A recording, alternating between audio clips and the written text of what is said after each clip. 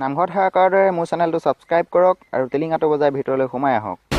Hi guys, JP বিষয়ে এই জাতিটো এনেকুৱা এটা খেচেৰা জাতি। প্ৰধানমন্ত্ৰী মুখ্যমন্ত্ৰীক অপমান, স্থান পাব নৰকত খাওঁ বোলা বস্তু এটা থাকে, খাওঁ। গ্ৰেপ্তাৰ হ'ল ভিডিঅ' প্ৰস্তুতকাৰী। এই ভিডিঅ'টো কিছুদিনৰ পৰা যথেষ্ট ভাইৰেল হৈ পৰিছিল। হোৱাটছএপ, ফেচবুক লোকে মোবাইলে পোৱা ভিডিঅ'টোত আছে এজন কিশোৰ। বিজেপি তথা চৰকাৰক গালি পাৰি প্ৰস্তুত কৰা হৈছিল ভিডিঅ'টো। আনকি প্ৰধানমন্ত্ৰী নৰেন্দ্ৰ মোদী আৰু মুখ্যমন্ত্ৰী সৰ্বানন্দ সোণোৱালৰ প্ৰতিও কৰা হৈছিল বিৰূপ মন্তব্য।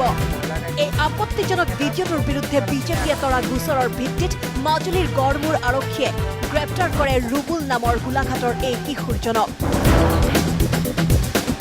মই এইটো আচলতে মানুহক হহুৱাবলৈ কৰিছিলোঁ, কিন্তু ইয়াৰ পৰা মানে ইমানখিনি যে হৈ যাবগৈ মই ভবা নাছিলোঁ। তুমি কিহত পঢ়ি আছা? মই বৰ্তমান SS ছেকেণ্ড ইয়েৰত এডমিশ্যন লৈছোঁ। লৈছাই ন? কি নাম তোমাৰ? মোৰ নাম ৰুবুল শইকীয়া। হয়, ৰাইজক মনোৰঞ্জন দিবলৈহে ৰুবুলে হেনো প্ৰস্তুত কৰিছিল এই ভিডিঅ'। পিছে এতিয়া শিক্ষা পাই ক্ষমা বিচাৰিলে এই কিশোৰজনে। মই আচলতে আৰক্ষী থানালৈ আহিছোঁ আজি এইটোকে ক'ম অসমৰ ৰাইজক যে মই এটা ডাঙৰ ভুল কৰিলোঁ। ইয়াক মই ক্ষমাযোগ্য নহয় যদিও মোক ক্ষমা কৰি দিয়ক। আগলৈ এনেকুৱা ভুল মই নকৰোঁ বুলি অসমৰ ৰাইজক প্ৰতিশ্ৰুতি দিছোঁ।